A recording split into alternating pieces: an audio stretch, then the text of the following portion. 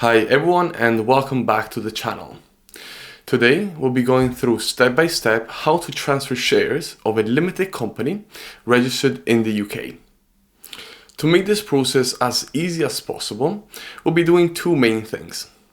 Number one, I'll be sharing my screen so we can see exactly what needs to be done step by step.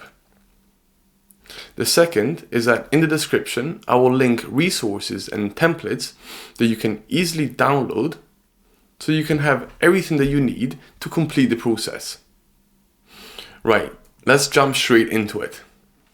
So here you should be able to see my screen, and these are the 10 steps that we need to take to complete the process.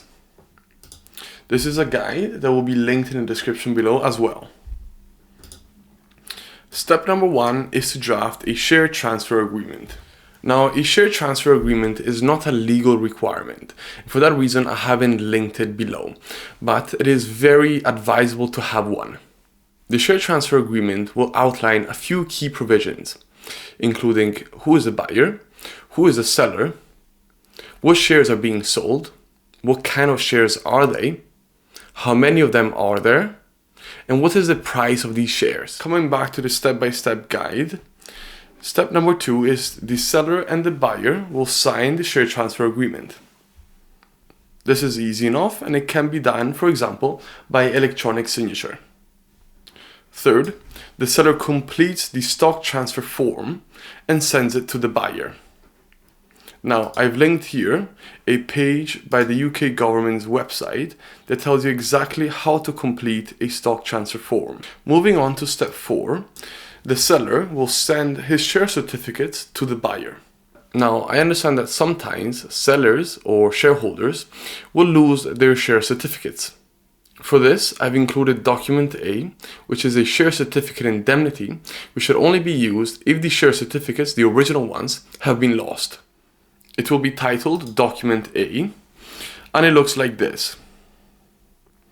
To complete the document, you will need to replace the square brackets with the relevant information.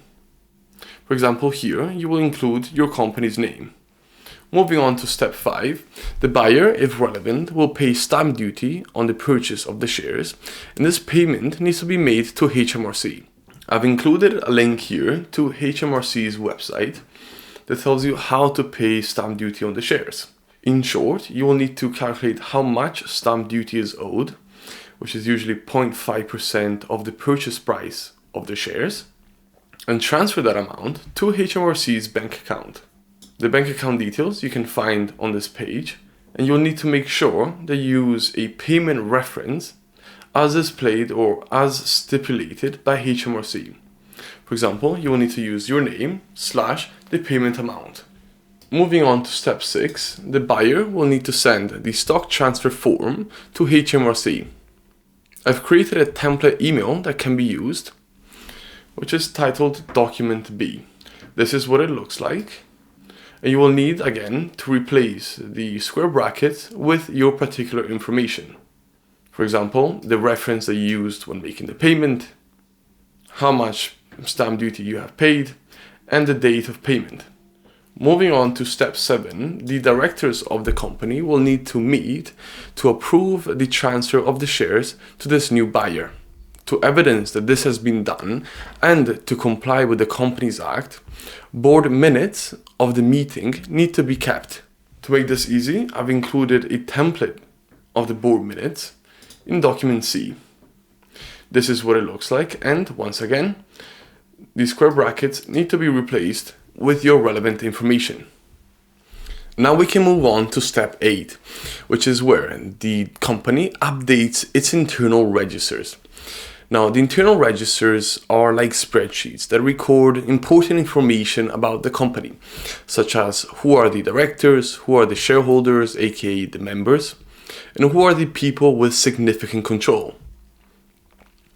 They are different from Companies House because, in a way, Companies House is a reflection of what the internal registers say. And the internal registers, as the word would imply, are kept internally by the company.